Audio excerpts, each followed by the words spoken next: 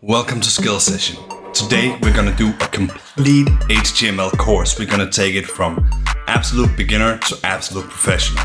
We're even going to touch a little bit on some CSS and some JavaScript. So hang on tight. If you've never done any type of programming before, you've come to exactly the right place. This is going to be useful no matter what kind of programming you're going to do.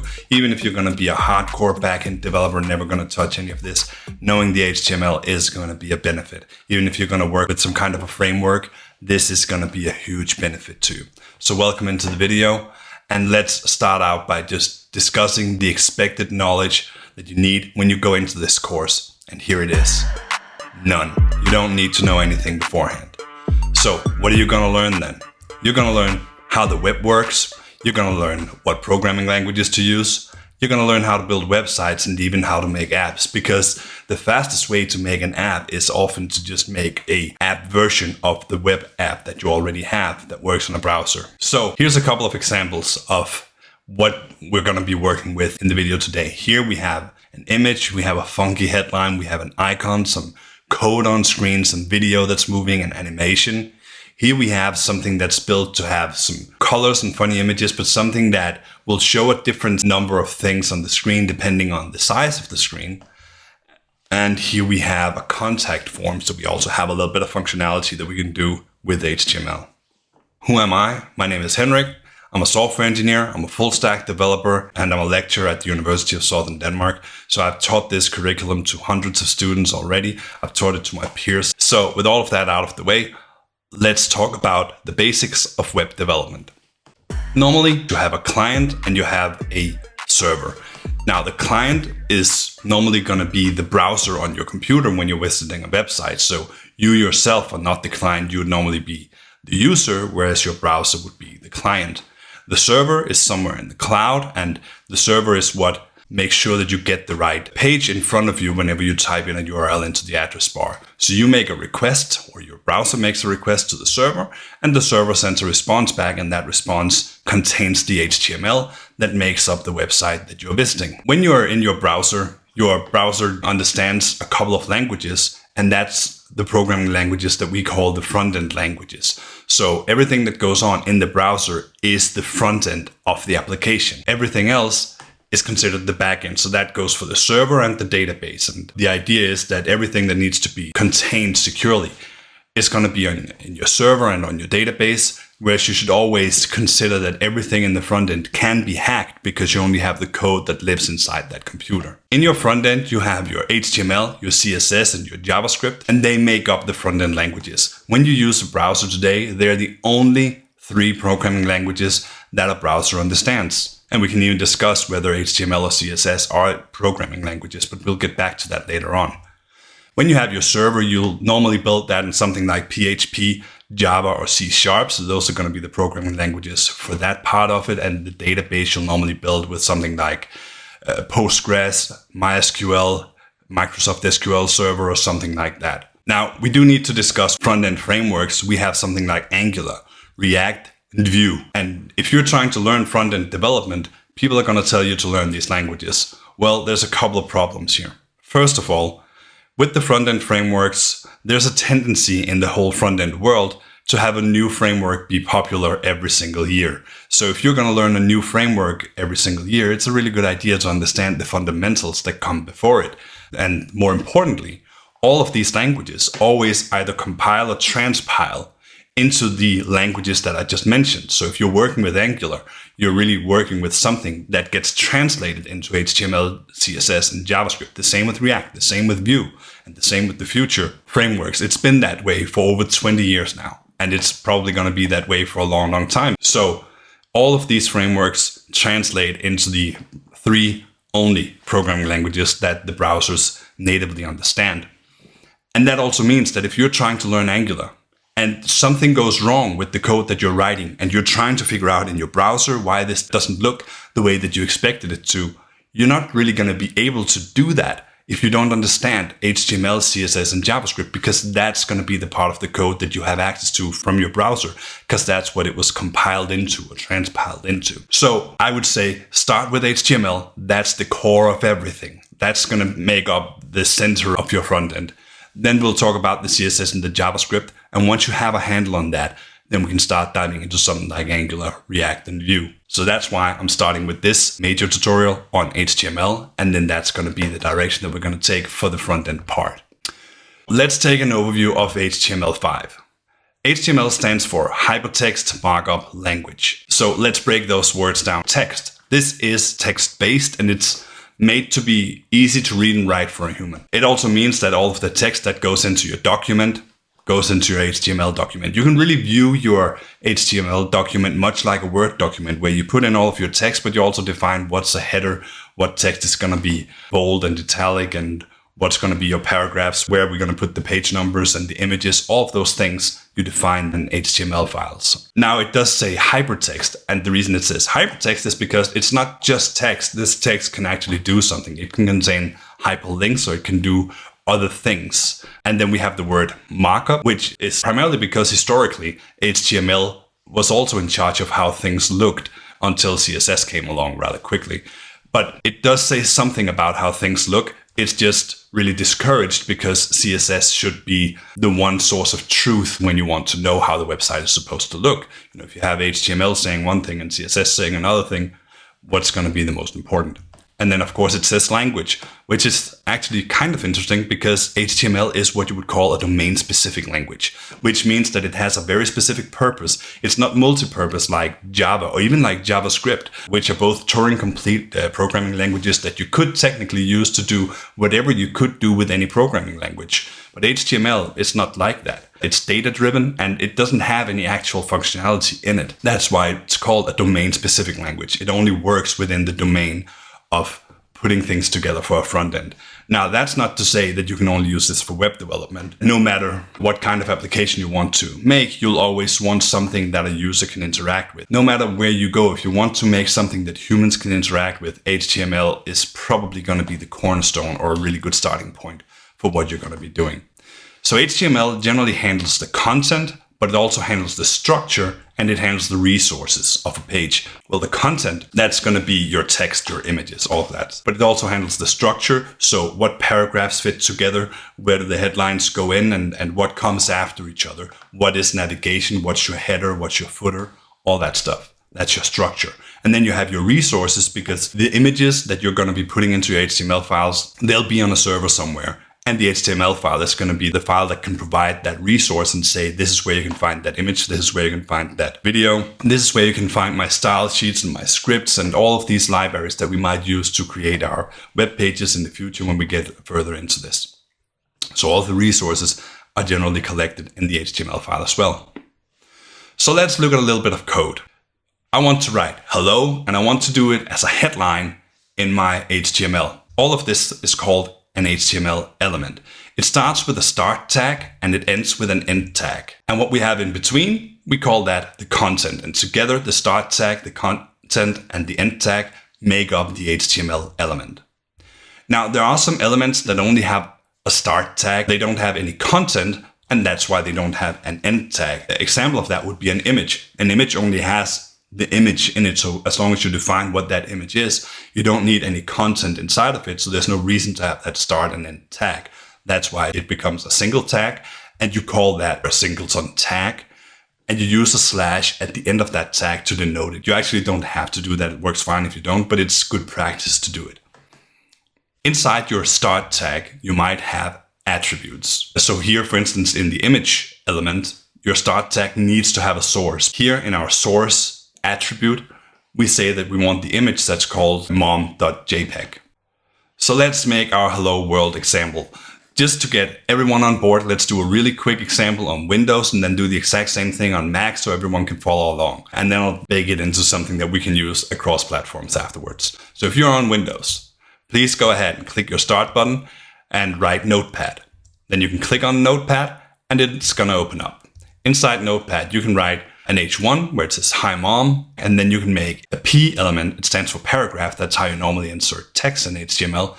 And inside that, I've written, look what I made for you. Now, if you go up into file and say save as, then you can save it as index.html and hit save. Then you find it in your Finder and you can open it in the browser and you can see that it's actually working. Your index.html file is going to show you a headline that's much bigger than the paragraph. So that means that your browser actually understands that you've done HTML here. Now, it's important that you do things this way, because if you just right-click inside the File Explorer in Windows and say New Text File, you won't be able to change the file extension from .txt to .html. So that's why I went about it the way that I did. And if you can't get that to work, it doesn't matter, because we're going to be doing things in a different way within a couple of minutes. So just follow along. But before then, let's take it over to the Mac. So on Mac, you can go into Text Edit, and then you can jump up into Format and say Make Plain Text, because otherwise it's a rich text editor. Then in here, I'm going to write the exact same code as before. My apologies for the text being a little bit small right now, but I'm creating an H1 element, once again, a headline that says, "Hi Mom," and then I'm making a paragraph with a P tag and a P end tag, where it says, "Look what I made for you." Then I'm going to go up into File and Save, and say Save as index.html. I hit Save, and then I'm going to find it in, and then I'm going to say use.html, and then I'm going to jump into the Finder and find that document and open it up in my browser. And I can see that it works exactly like it did on Windows. So we can actually do HTML and all of our front-end development directly inside Notepad and text edit on Windows and Mac. We don't need any external tools. We can use the built-in text editors and the built-in browsers if we want to. We don't want to, and I'll show you why, but I just want you to know that this is possible. These tools are not doing anything magical for us. So congratulations, first of all, you just made your first HTML page if you're following along. So let's talk about the code editors for web. There's a bunch of them. There's Visual Studio Code, Sublime Text, Atom, and there's probably thousands more of these. And many of them are great. If you're going with Visual Studio Code, make sure you're not downloading Visual Studio, but you are downloading Visual Studio Code, because Visual Studio is a huge application that's built for much, much bigger tasks than what we need for front-end development. Visual Studio Code has been tailor-made with features in the direction that we need here. So that's the application to get, not Visual Studio. Just warning. And if you're on a Mac and you're thinking, hey, I already have Xcode, don't use Xcode. Exact same problem. It's not tailor-made for these front-end things. It's better suited for creating apps for Macs and iOS and all those things. And while it can do web development, it's just a really, really slow application, and it's going to slow you down because it can do so much that it takes longer to load. So in this tutorial, I'm going to be using Visual Studio Code. It has a bunch of advantages that I just want to go over real quick so you understand why we're not just using these simple tools that we just saw work just fine. First of all, I have multiple files available in my workspace. As we go through this list is going to expand. And when we have 10 or 20 files, it's going to be really easy for us to just click through the files out here in the workspace, but it's going to be terrible to click through the windows inside of Notepad or TextEdit or whatever we have. So that's the first part. The next part is syntax highlighting. If you look at the text over here and compare it to the text in Notepad, then in Notepad, all of the text is just plain black. But when we have syntax highlighting inside Visual Studio Code, then we have different colors on our tags and on our content. And we have other colors for attributes. When we get into CSS and JavaScript, that has its own colors. So you can always see by the color what's going on. And that's really great, because if you forget to write the last character in your start tag, then it's going to treat all of your text like attributes, and the syntax highlighting is going to show you that. So it's going to be really visible when you're doing something wrong. The next thing is that you're going to have completion suggestions. So if you start to make an image tag, already when you write the I, it's going to suggest, hey, is that an image or an iframe? And you can go to that tag and then hit enter, and you can save a lot of writing by doing this. And then of course you have fast file creation. I just created a new file right here, said hi. That's how fast it was. That's even faster than when I showed you just before how you could go into Notepad and all those things. So there's a bunch of features that you get when you use these tools. Now, let's talk about the code inspector, because when you write code, then you open it in a browser. But inside the browser, it's actually kind of nice to see what the browser sees. So if you open our site like we did before, and I've opened it in Chrome in this example, and I'm going down to inspect. And when I click on inspect, it's going to open a sidebar over on the right side. Over here, I can see my HTML. When I run my mouse over that HTML, it's going to show me what element on the page has been generated by the HTML that I'm hovering the mouse over. Now, up here in the upper half, I have my HTML outlined, and down here, I have my CSS. And you'll notice down in the CSS that there's actually a lot of CSS going on here, even though we haven't inserted any kind of CSS. And that's because a lot of HTML elements have some standard CSS attached to it from the browser that we can then override with our own CSS. We can add something that wasn't there, sure, but there's actually a little bit of CSS there already. Now, we also have JavaScript that's hidden under the console tab. When you open it, it might also just be in the bottom right here, but that's generally where you'd work with these three languages. So you can go into the HTML box here and you can edit the HTML right there just to see how the browser is going to generate it, and you can experiment with it like that. The same for the CSS and the JavaScript. And once you're done experimenting, you'll know what to put into your code, because changing it in these boxes is not going to change anything. As soon as you hit refresh, the site's going to go back to normal. And you can even try this on websites that you visit. If you want to go to your favorite website, open the inspector and start editing things, it will edit things directly on the page. And once you hit refresh, it's just going to disappear because you're only doing it in the front end. You're not doing it on the server. Now, one thing you might have noticed here is that the code we wrote is what I outlined here. What about the rest here? Where did that come from? Well, the browser always tries to help us out. If the browser feels like, oh, you made a mistake, you forgot something, it's going to try to help you. If you start a tag that should end, it's going to try and guess where it should end and then put an end tag there. It's often going to get wrong, but it's going to try. And in our instance here, we forgot to put an HTML element, a head element, and a body element. That should always be in an HTML document. That's part of the basic HTML structure. So let's jump into our code editor and rectify that. So here I've added the HTML element, the head element, and the body element. So we have that HTML element right here, and nested inside of it, we have the head element and the body element. On top here, we have a line that says doctype HTML. That's going to define that this is an HTML, or rather an HTML5 document. Please notice the indentation here. The indentation here is the space that comes before the code starts. Different points for these, and that's to show the scope. So these lines actually define that the body element that starts with the tag up here ends with the tag down here. That's where the line goes from the start tag to an end tag. And we always push the text that goes in between one step to the right. And that way we always know what's contained by what. If we go into the browser, we can actually fold these elements. Here we're folding the whole body, but when it goes bigger, you can fold whatever elements you want, and you can fold it and unfold it like this. And you can do the same inside of your code editor. So if you have a lot of code that you want to work with and something is nested in an element, you can just fold it up. That's why we go from line 6 to line 9 here. And we can unfold it like this so we can see the code that's hidden inside of it. Inside the HTML head section, that's where we generally want all of the things that are not visible on the page. So how do links look on Google? What's Google going to write about our page when you find it? That's going to be where we import our CSS style sheets later on.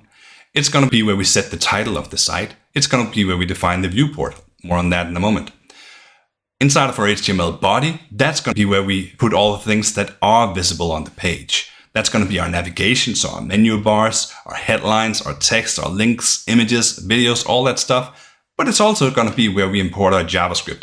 Now, real quick, the reason for that is if we have some JavaScript that's going to be loading some elements that showed up in the body, then that JavaScript that looks at that HTML needs to come in after it. Otherwise, the elements that it's trying to work with won't have been generated by the time that the JavaScript is looked at. But we'll get into JavaScript a little bit more by the end of the video. Let's take a peek here at a simple HTML template. Now, inside the head section, I put a couple of things. We have our viewport that I just talked about. We define the viewport just to tell the browser how to react when people view it from browsers of different sizes. Because one thing is that your users might be sitting on a desktop computer with a wide screen, or they might be sitting with a smartphone with a tall screen. But on their computers, they might also put 2, 3, 4 windows right next to each other and then have them really tall. And that's going to make a difference. So we need to define a viewport so that we can work with that viewport later on in our CSS and our JavaScript code. We're not going to touch too much on it in this video because this is HTML centric,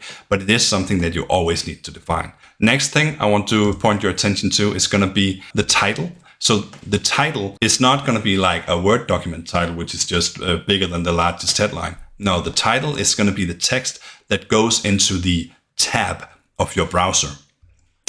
And the last thing that I want to look at here is going to be the character set. I've set that as metadata to UTF-8 because that's going to enable all of the characters that we want in even emoji. So now that we have a title on our page, I almost always get this question next. What about the icon then? Well, the icon, that's called a favicon. You don't actually need any code. It's not specifically HTML, but I feel like this is a good place to talk about it anyway. It's just an image file, no code required. It must be in the root folder. It only works on the web. So if you're only opening these HTML files from your own computer, then this is not going to work. But if you have access to a web hotel where you can put your HTML file, then in the root folder of that web hotel, you can put the favicon.ico. So what is that? It's really just a PNG file. So it's an image that supports transparency, and then it's been renamed to favicon.ico instead of .png. It should be 48 by 48 pixels. And that's going to allow you to put an image right there next to the title of your page. Let's get into some more HTML. Let's talk about text first because it is a text-centric language. Then we'll start doing all of the pretty things afterwards. So first of all, headlines. We need headlines. We have 7 different sizes of headlines, H1 through H7, to give us different sizes of headlines. And in our browsers, they're going to look like this. Headline 1, 2, 3, 4, 5, 6, 7.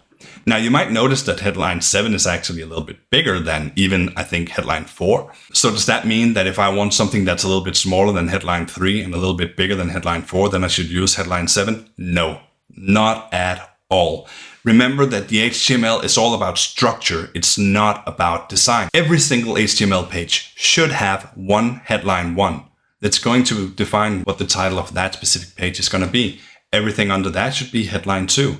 Under a headline 2, you might have headline 3s, and under headline 3s, you might have headline 4s, and so on and so forth. So you need to define a proper structure. You can jump out from a headline 4 and back to a headline 2, but under a headline 2, it should always be either a new headline 2 or a headline 3. Just so you get that proper structure, just like you would if you were writing a document or a report or whatever. But what then about the sizes of these? Well, that doesn't matter. We can define that in CSS, and we'll get into how we define something for specific elements in the CSS section of this video. When we have normal text that's not a headline, we generally use paragraphs. They have the P element that we also used in our Hello World example. So here's some text and some more text. There's some underline and some bold and some italic text. And to make underlined text, we use the U tags. To create bold tags, we use the B tags. And to create italic text, we use the I tags. This is actually discouraged. It works and it's fine. But generally, there is a new tag called strong, which you should use instead of B for bold. And there's a new one called emphasized, or EM, that you should use instead of italic. Consider it this way. There's an author who's responsible for the content. He writes the HTML document.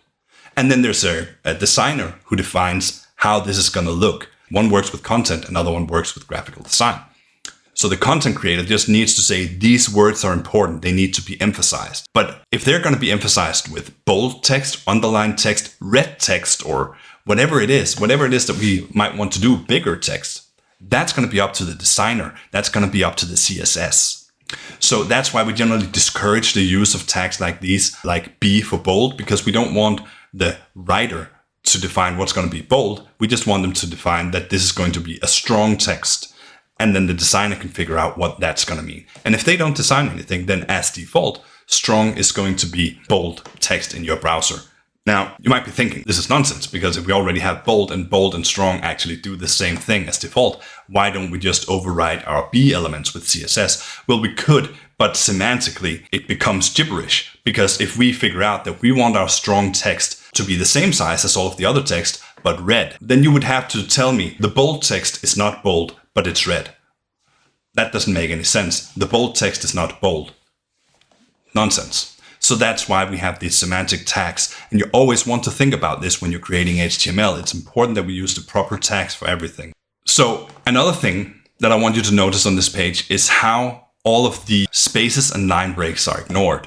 We are saying, here's some text, and then on the next line, we're saying, here's some more text. But in the browser, that's not what happens. The line break is completely ignored. We have a bunch of spaces in line 14 before it says, and some more text, but there's only a single space down here. The reason for that is HTML removes all white space and just combines it into a single space. So you can have 10 line breaks and 100 spaces. Doesn't matter. It's all just going to be turned into one space in HTML by the browser. That's the standard behavior of HTML. So what do you do then if you want to have a line break? Well, you can add a line break element. It has a BR tag and it's a singleton tag. And you can add a horizontal line similarly with the HR tag. So let's talk about emojis. We're in the middle of all of our text, right? Well, actually, there's not that much to making emojis. As long as we made sure to have that meta element inside of the head element, where we define that our character set is going to be UTF-8, then we can just insert emoji just like we could in our Word documents, our emails, and our text messages, and all the stuff like that. That's all it takes. So if your emojis doesn't work, it's probably just because you don't have that meta tag properly set up. As in all other programming languages, we can define comments. So in HTML, if you say less than, exclamation mark, dash dash, then the text that comes after it is going to be treated as a comment, meaning that it won't do anything functional. It's not going to be interpreted or shown or anything. And you end that comment by saying dash dash greater than. But just like we have text that's not going to be interpreted and not going to be shown, we might also run into the opposite problem. What if I want to write less than script greater than? What if I want to write this on my screen? I mean, what if I want to make a web page where I tell everyone how to write HTML? It's going to be pretty difficult to write HTML on the screen because this is going to be interpreted, so it's not going to be visible. The browser is just going to think, he's making a script tag. So how do I show that? Well, I remove this and then instead I write this. And it might look like gibberish, but forgive me for a second as I explain what's going on here. If we go into the browser now, we can see that in the inspector, it actually writes script and it also writes script in the right way on the screen. And the reason is that we're using something called HTML entities. So the first 4 characters over here and LT semicolon, it stands for less than. So you're creating the less than sign. And at the other end with the last 4 characters, you have GT for greater than. So you're creating the greater than sign. And that's the way to make sure that these things are actually added onto the page. So we still had that script, but when we made script, you can see here that it actually just created that script and then it ended it right after because it didn't really recognize anything else as a script. So it automatically closed our script tag and then it's just not showing anything, but the HTML entity is being shown on screen. Now we have HTML entities that can show us a lot of different things. There's some examples here where we can see the characters out in the left column, less than, greater than, ampersand, double quotation mark, single quotation mark, or apostrophe, euros, pound, dollars, copyright, // and on the right side, we have the text that we could insert in order to get that character to show up on screen. And when we talk about the special characters, what about other icons? What if I want some funky icons that are not just a special character? What if I want, a sun or a cloud or something?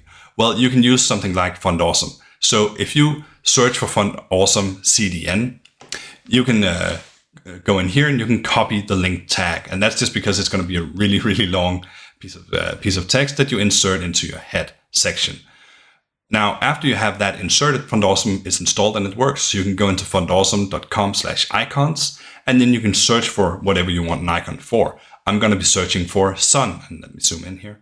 Then I'm going to click on free because otherwise the icons are not going to actually show up afterwards. Then I click on the sun, and down here I can see the I element with the class attribute on it. When I click that, it's going to be copied and I can paste that where I want that icon. And if I hit refresh, after I save, of course, I can see that icon is now on my page and I can search for something else. Let's search for snow. And there's a snowflake down here. Let's click on the HTML element to copy it and we can paste it down here under the other text. We can see how that looks inside of our browser. So now we have a snowflake right under the sun. And this is more or less treated like a font. So that also means if I go into my headline and I paste it there and I hit save, then when I refresh, it becomes part of my headline. And notice how it's bigger than the other snowflake further down because it's trying to get the same size as the font that I'm working. So that's Font Awesome. It has thousands and thousands of free icons that you can use on all your websites. So go ahead and use that if you're itching to get something with icons on your page. And in a moment, we're going to talk about CSS. And one of the things we're going to do there is we're going to color our headlines. And when you start coloring your text, that works for Font Awesome icons as well. So they're going to be the same color as the text that it's next to. Another thing you need to know in HTML is lists. Here we have 2 lists. So the list is an LI element. And then we have OL elements for ordered lists and UL for unordered lists. So that's going to look like this or that, depending on if you want an ordered lists or unordered lists. You're either going to get numbers or bullets. Now, you can use CSS to change how this looks, or if you want letters instead of numbers, if you want arrows instead of dots, all that stuff, but that's a CSS thing. So go to the CSS tutorial to learn about that. The next thing you want to learn is links. So we have the link element, and that's just called A. Inside the link element, you need to have a hyperlink reference. So you need to tell the browser what it is that you are linking to. In this example, we're linking to an external page, and we are linking to Google. So the content in between the start and the end tag is going to be the word Google. So that's going to be the text that's going to be visible in our browser. So we have the hyperlink reference and the text that's visible in the browser. So it's going to look like this. And here I'm hovering the mouse over the word Google. You can see in the bottom here that it's going to go to google.com if I click on it. I can do a couple of things with this. I have the same thing right here, but I've added another attribute that says target equals and then underscore blank. When I do that, I'm telling the browser that when someone clicks on this, it should open a new window or a new tab. And another thing I can do, here I'm just adding a bunch of line breaks just to give some spacing without using code that we haven't introduced yet. So this is just to show what's going to happen if I click on something. So I've added an ID to the header 2 that says section 4, and then I'm linking to that. Here I'm saying this is section 4. So when I'm clicking on the link, it's going to scroll down to section 4. So by using the hashtag, I'm saying that I want to just scroll to a specific place on the page that I'm already on. And that place is going to be wherever you can find the ID section 4. Now, we're going to insert some images, but before we do that, let's just really quick talk about royalties and copyright, because you're not allowed to just go onto Google Images and search for whatever images you want, copy them and use them for whatever you want. So if you need images for something, then you need to search for royalty-free images, or you need to pay to get the royalties for your images. And the way you can do that is you can go into pixabay.com, or you can go onto other sites like it. You can search for whatever you want, hit download. I'm not.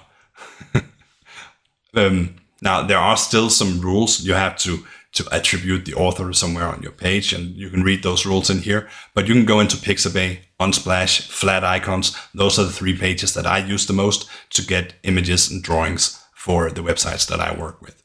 So now that we have an image, you can see out here in the Explorer that I have the earth.jpg. And I want to insert that. So I'm going to make an image element, and I'm going to give it the source earth. So that's going to be the path to the image. Under it, I have an attribute called alt, where it says earth with the sun behind it. And that's going to be my alternative text that's going to show up in case the image can't show. And it's going to be read out by screen readers, by people who can't see the page. And then, of course, we have the height and width attributes, which are going to say how high and wide the image is. Now, generally, we'll want to do this with CSS instead, but it is still supported by HTML. So when we do this, we have this beautiful wide version of the image, and the height attribute gave us the height for the element, and the width attribute gave us the width of the element. In this example, I just misspelled the file name to make sure that it couldn't show the image, and what you can see here is that it actually shows the alt text instead of the image. It still takes up the same space on the screen because we don't want to ruin the design, but that's what happens, and that's why we have that alt text. So let's talk about CSS. CSS stands for Cascading Stylesheets. It defines how things look, and it's a domain-specific language. So that means that just like HTML, it has a very specific purpose. It's only made to define how HTML looks, nothing else. Now we have this HTML right here, and we have a couple of different ways to work with CSS. So the first thing we can do is we can try and make some inline CSS. So we just use the style attribute, and inside the style attribute, we actually write CSS code. So this syntax that you're seeing between the quotation marks, that's actually CSS syntax. That's how you define attributes and properties in CSS. We can do the same down here in our I element, which is actually our font awesome icon with the sun. And in there, we're going to say that the color is going to be yellow. We can define more specific colors, but we can also just say a word for a color. So now we have a red headline and we have a yellow sun, but we can also remove the width and the height attributes and then write them inside of a style attribute as well, because that's going to be CSS. And generally we'll want to use CSS to define how things look, and height and width is more concerned with how things look than it is with anything else. So you can see here how we changed that. Another thing we can do is we can define a style element. So we make a style element with a style start tag and end tag, and then the content of that is going to be CSS code. When we do that, we need to use what's called selectors. So the first thing we're writing here is h1 to define that the CSS that comes after it is going to work on h1 tags. And that's going to be the color red. We're doing the same for image tags now. We're just saying that all images should have a height of 50 pixels and a width of 100%. And as the last thing here, we're going to say that I elements should have the color orange. So when we refresh, we have this new site and the image has been squashed together. The headline has a new color. The sun has a new color. Now I'm just going to correct the formatting here because we always want to do proper formatting. It might take up a bit more space, but it's important that we can always see what fits together and what doesn't. And let me just add another thing to the headline here. The font size, I'm going to change that to 16 pixels, like I promised earlier in the video.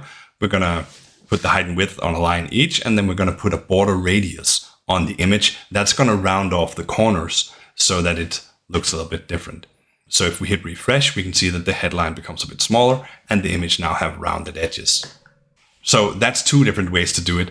The third way would be to create an external CSS document. So I'm creating a document style.css, and up here in my HTML head section, I'm adding a link with a hyperlink reference to the style.css document. Then I'm giving it an attribute called rel for relation, where I say that it's a style sheet, and then I end that singleton tag. Now when I go into my styles, I can write my style in here, and I'm going to say that the body, so that's going to be the body element of HTML, is going to have the background color light blue. And when I hit refresh on the page, you can see that the background of that whole page is now going to be light blue. I can go into my headers and say that they need to be orange or orange. Of course, I'm going to do proper formatting when I do this. And then I can say some things about my image that needs a height of only 30 pixels this time, still have a width of 100%. And then I'm going to say it's going to have an object fit called cover, because when we squished it together before, it became all ugly to look at. But this way, we're just defining the size, and then it's going to figure out how to cover the square that we're creating with the image, but without stretching it. So it's time to talk about classes and IDs, because if we insert two different images, and these two are from flat icons, and when I insert these, I could give them an ID to say that the first one here is going to be the red monster, and the second one down here is going to be the purple monster. And I use my IDs for that. That way, when I go into my style.css, I can say that I want something specific for either one of those images. So here I'm using the hashtag again to denote an ID and saying that whenever something has the ID red monster, it should have the background color pink, because that's going to look great with a red monster, right? And whenever we have the ID purple monster, that's going to get the background color white. So if I hit refresh now, you can see that I'm defining CSS for these two different images. So I'm not limited to go into those inline CSS tactics that I was using before. Generally, I'll want to keep as much CSS as possible outside of the HTML document to have that separation between the content and the design. Now I'm writing down here .rounded. And inside of that, I'm going to give it that border radius. And dot is used on what's called classes. So IDs and classes are the two things that you can use here. And you can see here now that I'm saying that I'm adding the class rounded to one image, then it gets these rounded corners. And I'm adding that same class to the other image. And now that's getting those rounded corners, and they both are. And when I go back and remove it from the first, it's going to disappear from that. And when you work with classes and IDs, it's important to understand that an ID is going to be an ID for one specific HTML element. You cannot use the same ID for two different elements on the same HTML page. Classes, however, you can use on as many elements as you want to. So it's a good example here to say that the ID is the red monster, the purple monster. That's fine. That's going to be something that's very unique to that one element. But then the class is rounded. So if I just have a bunch of things that I want to have rounded corners, I can create a class called rounded and just define that whenever I'm using that class on something, then it gets those rounded corners. And just like I can have multiple elements with the same class, I can also have one element that has multiple classes on it. I'll just have to separate them with a space. So I can just write class equals quotation marks and then round it and then a space and then red if that's a class that I have. Once we have this style element, we cannot do this with inline CSS, but in our style element or our CSS files, we can do some extra things. We can use these pseudo attributes like the hover. So what I'm doing now is that I'm saying whenever I hover the mouse over an image, it's going to change the height and the width to 150 pixels. And you can see how that looks here. It looks terrible, but it works. And that's what's important, right? Another thing that we can do here, if we do the same thing with the header or the headline, we say H1. Whenever we hover the mouse over that, it's going to change the color to brown. So if we hit refresh, now whenever I hover my mouse over that headline, it's going to turn the text color to brown. That's the end of the CSS part, but let's try and import some fonts because we need our page to look great, right? So I'm just Googling Google fonts. I'm going down into Google Developers, clicking on simple to use. There's a code example down here, and I'm going to copy the link here. Notice, by the way, that they're using the same character set with UTF-8. But that one line there that imports a font, I'm going to just paste that into our own document. Now, this is just importing the font that's called Tangerine, but we're going to change that. So I'm going to go to fonts.google.com.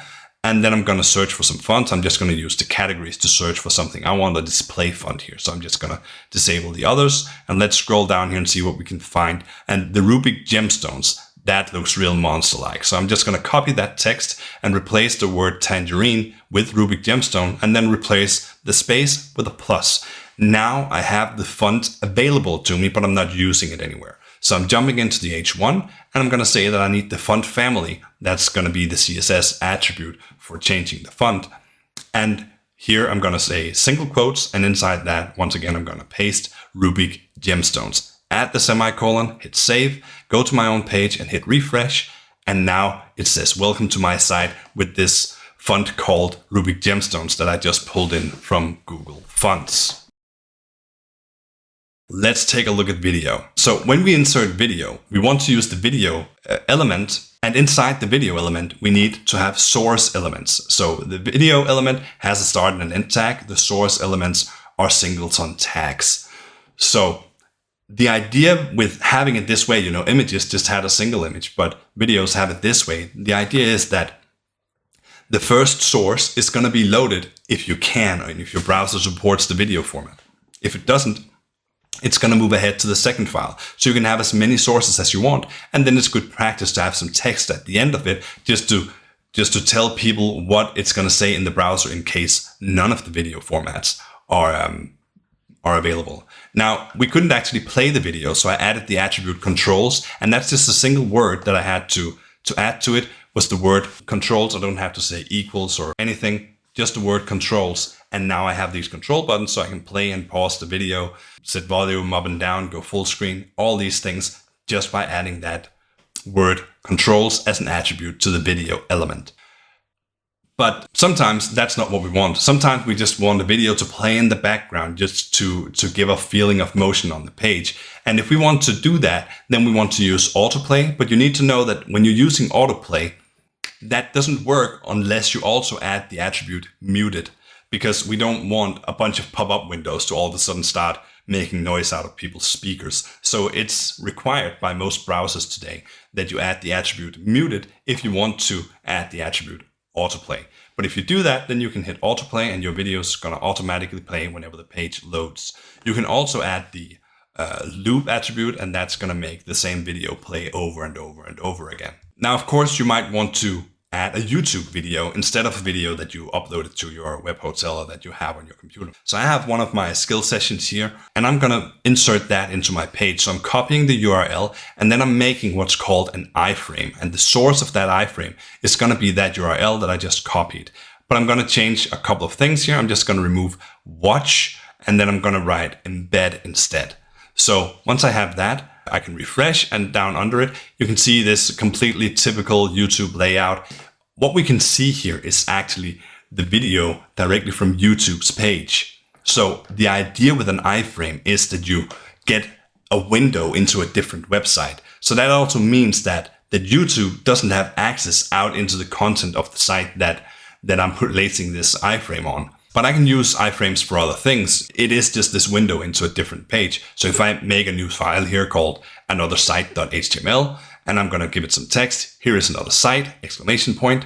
And then I go down into my index file that I'm working with, and then I change the source to just say another site.html. I'll save that, hit refresh, and you can see now it's just peeking into that HTML site. You can't do it with all websites. Some websites are gonna do something to avoid this. So if you just want to do this with Google or Amazon or something, it's just gonna show you an error page instead, where they're just saying, yeah, you don't get to load our pages like that. So with iframes and videos out of the way, let's talk about tables.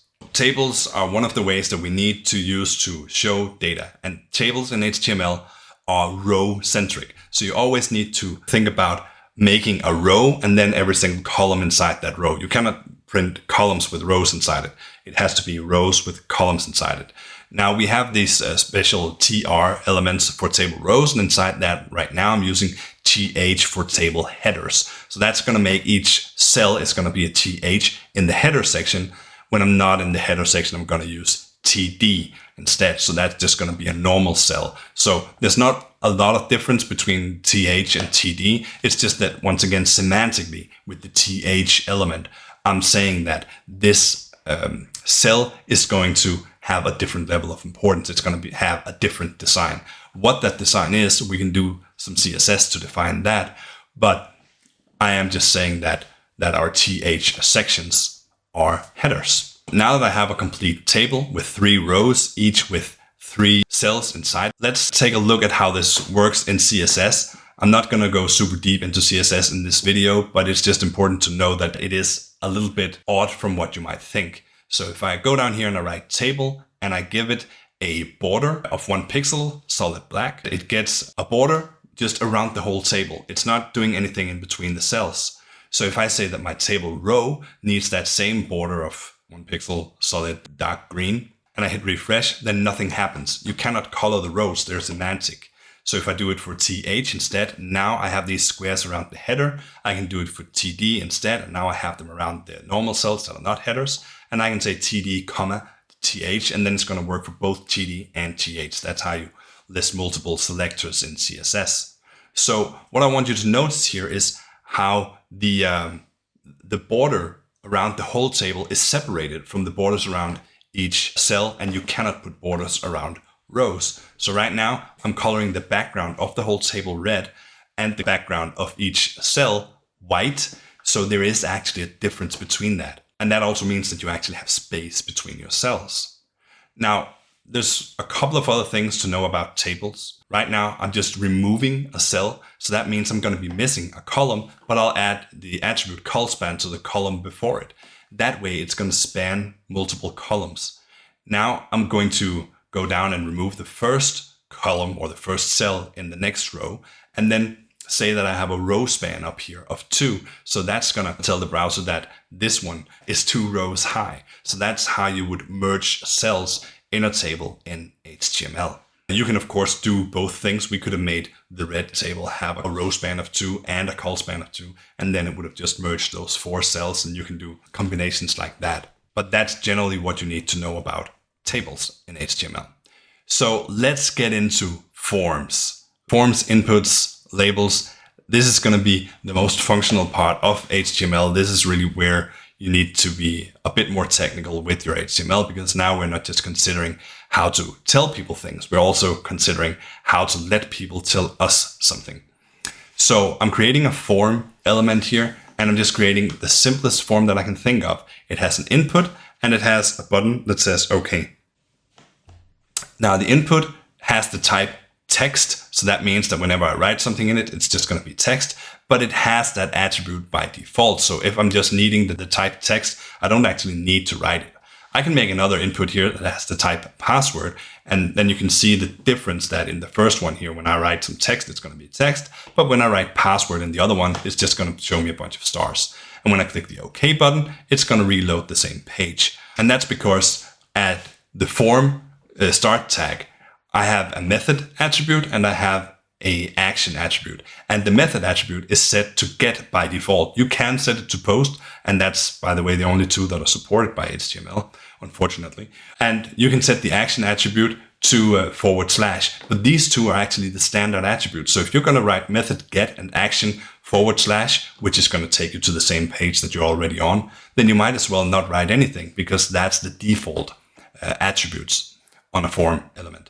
Now the button should have the type submit if you wanted to actually submit whatever is in the form, but you cannot really submit anything when you don't have a backend. So right now we're just working with that front end part of it.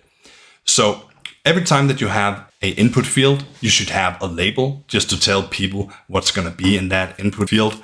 And since I don't want to rely too heavily on CSS in this video, I'm just inserting some line breaks to put everything on a new line every single time.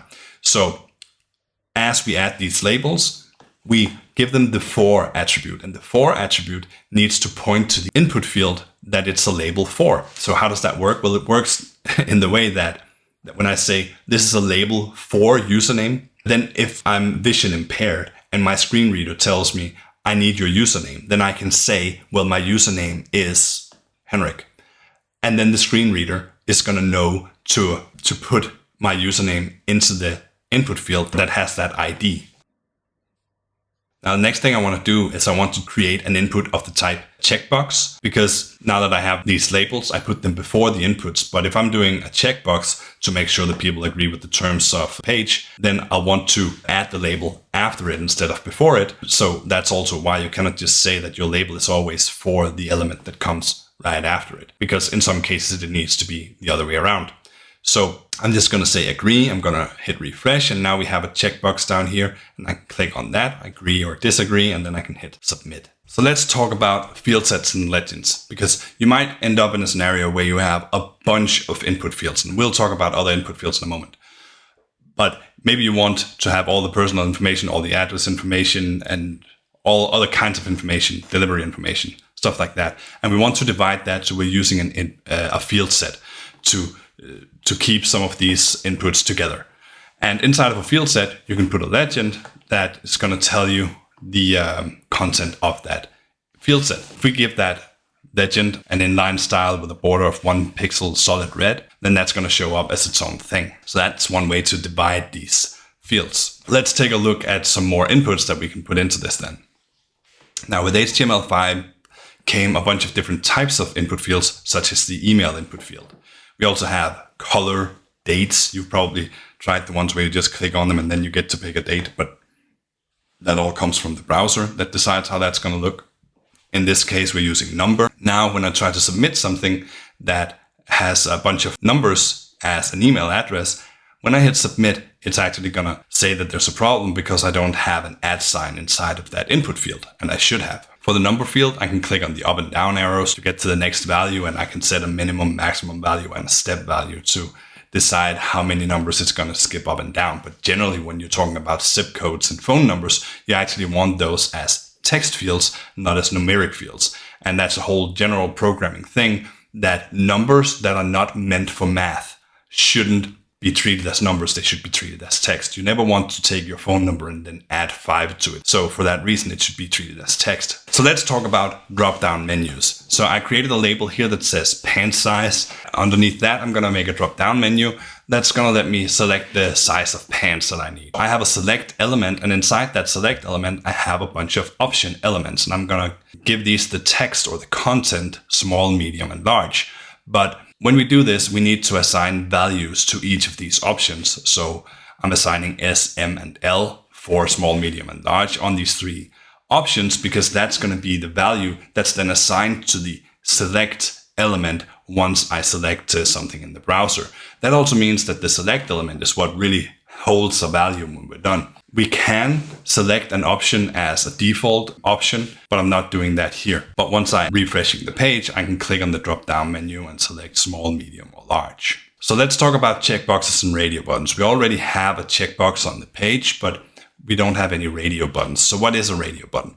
A radio button is a button that if you click it, then your previous selection goes away. Just like on old-time radios, if you hit the AM button, then the FM button moved up, and if you hit the FM button, then the AM button moved up. You couldn't select them both at once.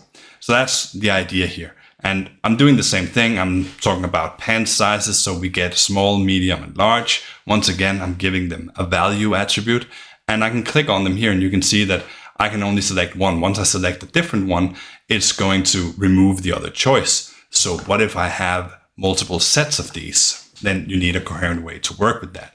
And what you use for that is the name attribute. The name attribute is going to be really important later on when you want to send something to your backend. That's actually going to be a name attribute that you use to do that. But for now, just know that it's what we use to define the grouping of these radio buttons. So that means that now I have a group of radio buttons under the name size and another one under the name color. And I'm assigning the colors red, orange, and pink. So now when I click a color, the other colors are being deselected, and I can select a size, and the other sizes are being deselected. That's because of that name attribute and that we have the same name. Now, checkboxes are of course different.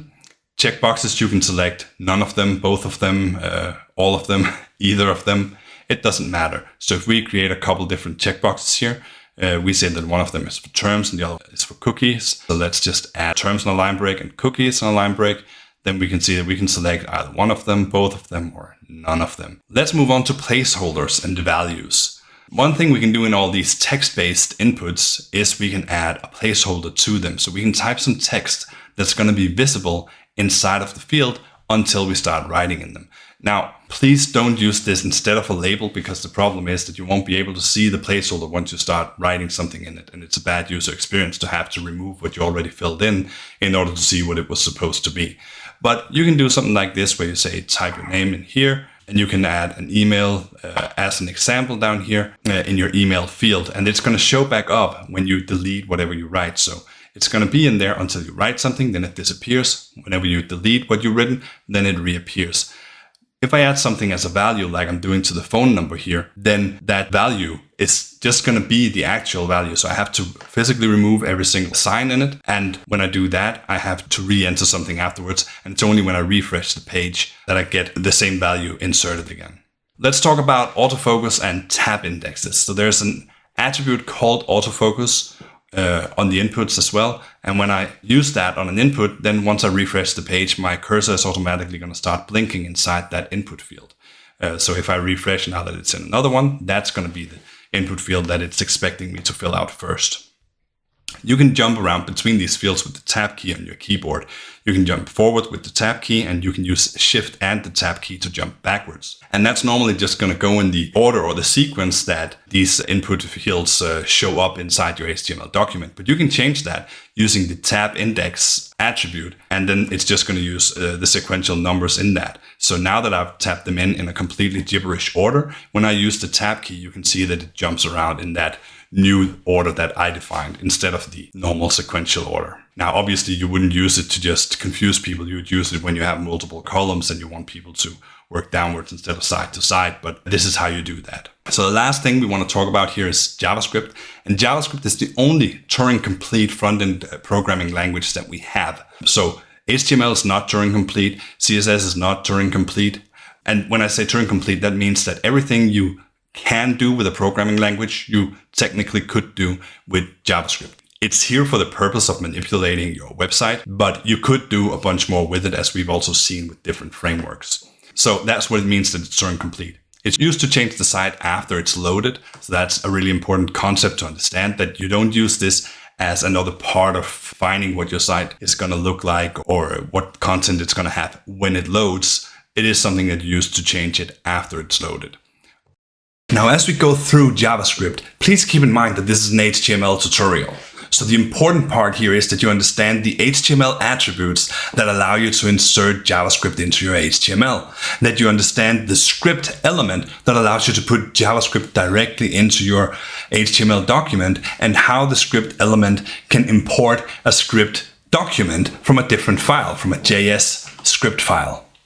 Those are the things that you need to know here. So if the JavaScript in the following part of the video seem a little bit overwhelming, that's completely okay. Just forget about that part until you get to the JavaScript tutorial. Just wanted to give that warning up front. Let's get going with some JavaScript in HTML. Just like with CSS, we can insert it in 3 different ways. We can use it in inline, we can have a script tag, or we can have it in a separate file. Here I'm using one of the many JavaScript attributes This one's called onFocus. So the JavaScript here is going to start running once I click inside of that field. And I say inside of this JavaScript, that's going to be this.style.background color equals pink. So now whenever I click inside that input field, the background color on it is going to turn pink, but it's going to stay pink. And I want it to actually change color again once I move out of it. So the opposite of onFocus is onBlur.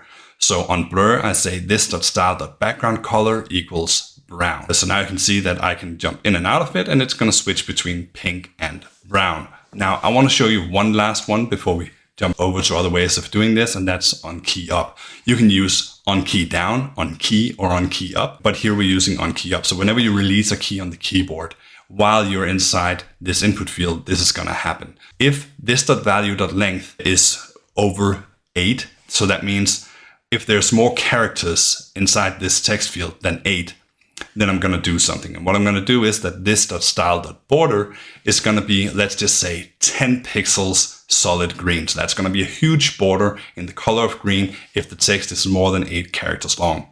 And then I can say else. So if it's less than 8 characters long, then this.style.border is going to be, well, the same 10 pixels solid, but then red.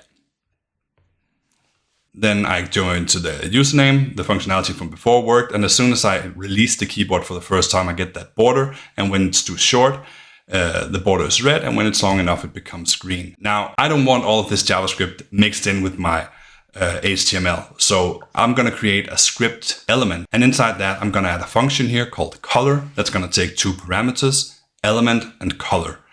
And inside of that, I'm going to say that whatever element is passed on as a parameter, I go into that element's style and I change the background color to whatever color was sent as the second parameter. And then I go up to the onFocus and I change the way that I call this function by saying color, this and pink. And when I call JavaScript function inside of an inline script attribute like this, I can use the keyword this to send the element along as a parameter to the function. So that's what I'm doing with the keyword this. So if we look now, it does the exact same thing, but now instead of defining all of these things directly in the onFocus and onBlur attributes, now instead it's using that function down there in the script element. But this is not enough. We're still putting JavaScript in line. It's just less. We want to do it with all of it. So let's take the biggest piece of JavaScript and completely remove it. So that's going to be on key up. We have all of this stuff that changes the size of the border. So document.getElement by ID, a username, and on that we're going to add an event listener. And when we add an event listener, we don't say on key up, we just say key up. And then as a second parameter, we give it a function. So that's going to be the function that we're going to call whenever we release the key inside of this input. Now, normally when we call a function, we start and end a parenthesis to denote that this is a function call. But when we have a function as a parameter in a function call, we don't have that. So down here, we create that function. We call it setBorder, and we just completely cut out everything that was in the key up element before. We fix the indentation and the formatting, and then we completely remove the onKeyUp attribute because we have it down here in the event listener instead. So now I can create a variable called username, and I'm once again going to write document.getElement by ID and username.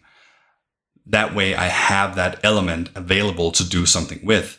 So I can just replace this with username, and I can do the exact same thing with the specific input that's called username that I'm finding by saying get element by ID. So if I save this and I jump over and refresh, then once again, everything still works. I can write my text, it turns red and then it turns green, but I don't have any inline JavaScript that does that part anymore. I'm using an event listener instead. So that means that I'm moving it over into JavaScript. And that also means that I can move all of this stuff into a JavaScript file, which is of course going to be the next step in all of this. So I'm creating a new file here, and I'll just call it script.js.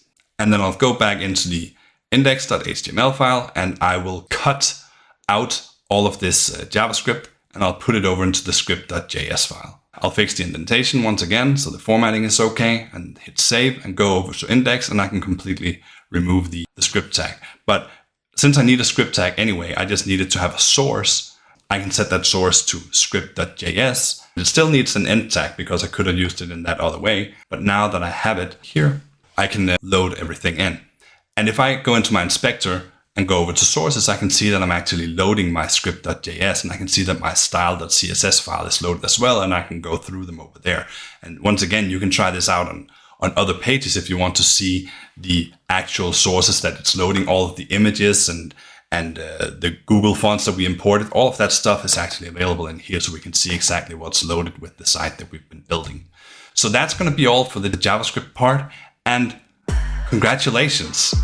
You just made it all the way through a full, complete HTML course. If you followed along, you know HTML now. Obviously, HTML has more different elements in it. It has more attributes that we haven't covered in this video. Sure, but you should give yourself a pat on the back because you know HTML now. You know plenty to work professionally with HTML. So congratulations. This was our complete HTML course. And next up is going to be the CSS course, because we are going to follow through with these different longer form courses that are going to teach you HTML, CSS, JavaScript, and then jump over into the backend with PHP, Java databases. So if you're watching this video and it's more than a couple of weeks old, then you'll have more of these sequential videos to choose from if you jump over into our channels. And if you want to be notified whenever I drop them online, then of course, feel free to subscribe. I hope this was helpful. This was all for today's skill session. So thank you so much for participating, and I'll see you in the CSS course. Bye-bye.